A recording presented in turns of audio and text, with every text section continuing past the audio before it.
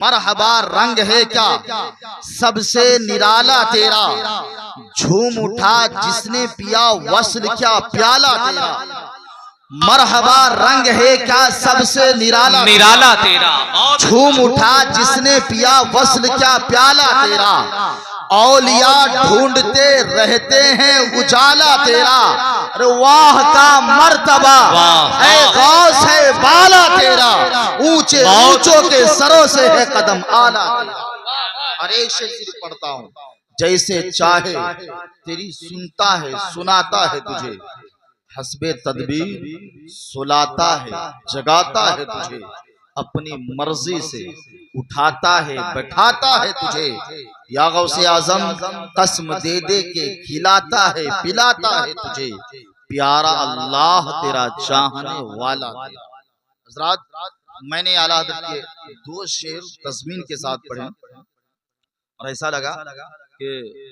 Be be باری کے قبرستان یا مہاٹگر کے کسی چھوٹے سے قبرستان میں پڑھ رہا ہوں۔ خیر کوئی بات نہیں ہے، زندگی ہی ایسی ہے کہ لوگ کبھی کبھی کیا بتاؤں، زندگی ہی اس موڑ پر لے کر آتی ہے نا کہ انسان کو نہ کچھ کہنے بنتا ہے، نہ کچھ اگلنے بنتا ہے، نہ نگلنے بنتا ہے۔ بس قرآن مقدس کی آیت کریمہ کی تلاوت میں نے کی ہے، بس اس کا ترجمہ سنیے، اس کے بعد میں اپنی تقریر ختم کرتا ہوں۔ قل اللہم مالک الملک تؤتی الملک من تشاء وتنزع الملک ممن تشاء وتعز من تشاء وتذل من تشاء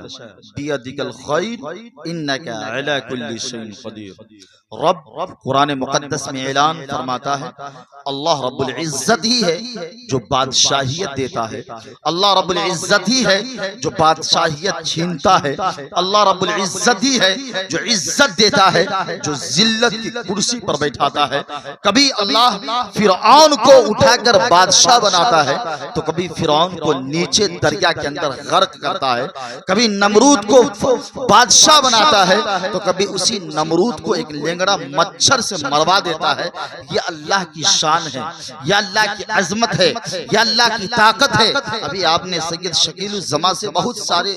باتوں کو سنا اور میرے حساب سے تمام تر عنوانات پر یہ گفتگو ہو چکی ہے، مزید گفتگو کی ضرورت نہیں ہے۔ لیکن ڈاکٹر اقبال نے بہت پہلے کہا تھا خودی کو کر بلند اتنا کہ ہر تقدیر سے پہلے خدا خود بندے سے پوچھے بتا تیری رضا کیا ہے۔ یوں تو عالم ہے، یوں تو آپ حافظ ہیں، یوں تو آپ قاری ہیں، آپ کے آتے ہیں بہت ساری چیز، آپ کو آتی ہے بہت ساری چیزیں۔ ڈاکٹر اقبال کی اگر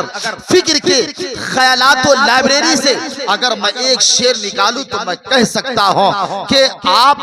سب سے ضروری یہ ہے کہ آپ کے لیے انسان بننا کتنا ضروری ہے، آپ کے لیے ایک آدمی بننا کتنا ضروری ہے،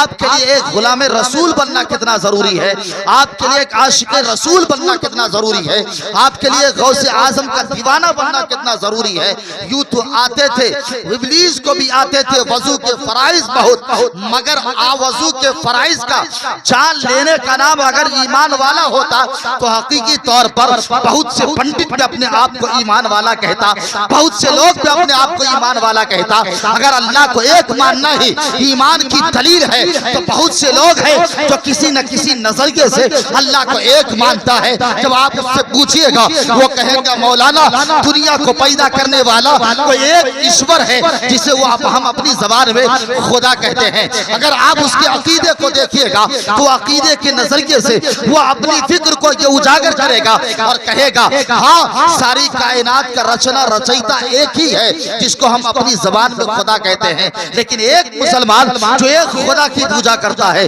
ایک مسلمان جو ایک خدا کی عبادت کرتا ہے، ایک مسلمان جو ایک خدا کی پرستش کرتا ہے، لیکن اسی مسلمانوں کے اندر نفرتیں کیوں ہیں، اسی مسلمانوں کے اندر برائیاں کیوں ہے، اسی مسلمانوں کے اندر انتشار کیوں ہے؟ تو اس نے اپنے قانون کو اور اپنے آئین کو اپنے ضابطے کو کفاروں کے ضابطے سے ملایا ہے اور اپنے آئین کو پس پشت رکھ کر اس نے ظالموں کے طریقے پر چلنا شروع کر دیا ہے۔ جبکہ قرآن کہتا ہے اللہ وہ ہے جو بادشاہیت دیتا ہے، اللہ وہ ہے جو عزت دیتا ہے، اللہ وہ ہے جو بلندی دیتا ہے. اور اس قرآن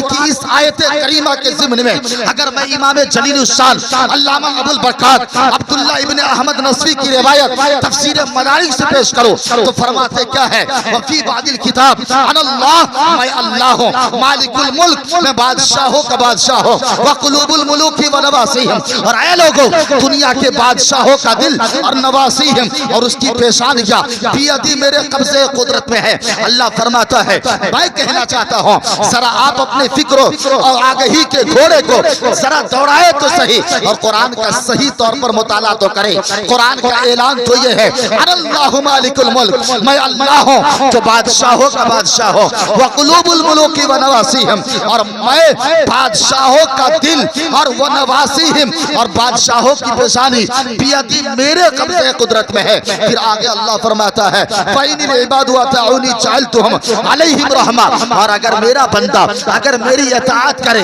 تو میں بادشاہوں کو اس کے اوپر رحم کرنے والا بنا دوں گا. وَإِنِ الْعِبَادُ عَصَوْنِي جَعَلْتُهُمْ عَلَيْهِمْ عُقُوبَةً، اور اگر کوئی میرا بندہ میری نافرمانی کرے تو میں بادشاہوں کو اس کے اوپر عذاب بنا دوں گا. پھر اللہ کے نبی صلی اللہ علیہ وسلم کے غلام اپنی کتاب میں لکھتے ہیں تو کہتے کیا ہے فَلَا تَشْتَغِلُوا بِسُبِّ الْمُلُوكِ، تو انسان کو چاہیے کہ حکومت کو گالی نہ دے، انسان کو چاہیے کہ بادشاہ وقت کو برا بلا نہ کہے، انسان کو چاہیے کہ حکومت ہند ہو یا حکومت پاکستان، حکومت کے دنیا کے جتنے بھی بادشاہ ہیں اس کو برا بھلا نہ کہہ کے بلکہ قرآن کے فرمان کے مطابق وَلَكِن تُوبُوا إِلَيَّ،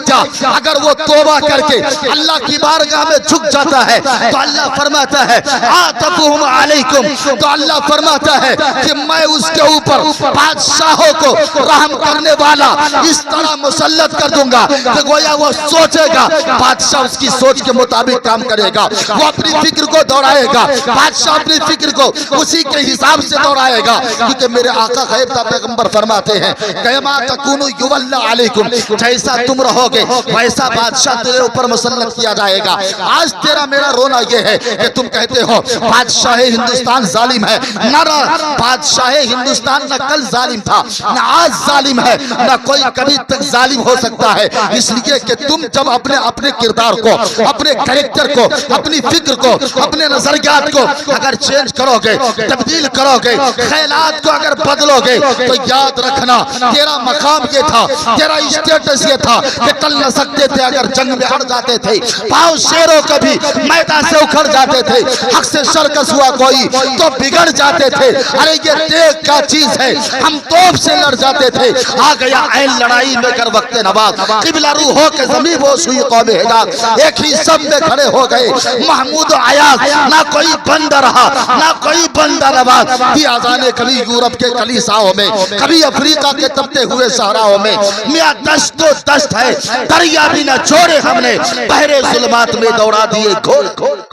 تیری تاریخ یہ تھی لیکن تو نے طریق مصطفیٰ کو چھوڑا ہے، اور طریق مصطفیٰ کو چھوڑنا ہے وجہ بربادی. اسی سے قوم دنیا میں ہوئی بے اقتدار. اپنی میں تقریر کرنے کے لیے نہیں بیٹھا کیونکہ 12 بجے کے بعد تو میں جلسے میں تقریر نہیں کرتا، یہ تو چھوٹی محفل اس میں کا تقریر میں کروں گا. بس اتنا یاد رکھیے گا آپ کے لیے ہمارے لیے سب سے زیادہ ضروری یہ ہے کہ آپ نفرتوں کو ختم کریں، محبتوں کے ماحول میں اپنی زندگی گزارنا شروع کر دیں. تو کوئی بھی بادشاہ وقت ہو تیری طرف آنکھ اٹھا کر دیکھنے کی بھی ہمت نہیں ہوگی. لیکن بتاؤ تیرے اندر خرافات بھرا پڑا ہے، تیرے اندر تمام طرح برائیاں بھری پڑی ہے. تو اپنے بھائیوں سے نفرت تو کرتا ہے، بہنوں سے نفرت تو کرتا ہے، پڑوسی سے نفرت تو کرتا ہے، بھائیوں سے نفرت تو کرتا ہے، بیوی سے نفرت تو کرتا ہے، ماں کو تو ستاتا ہے، باپ کو تو گالی دیتا ہے، پھر تو کہتا ہے کہ میں سمایا جاتا ہوں، میں کاٹا جاتا ہوں. ارے حقیقی طور پر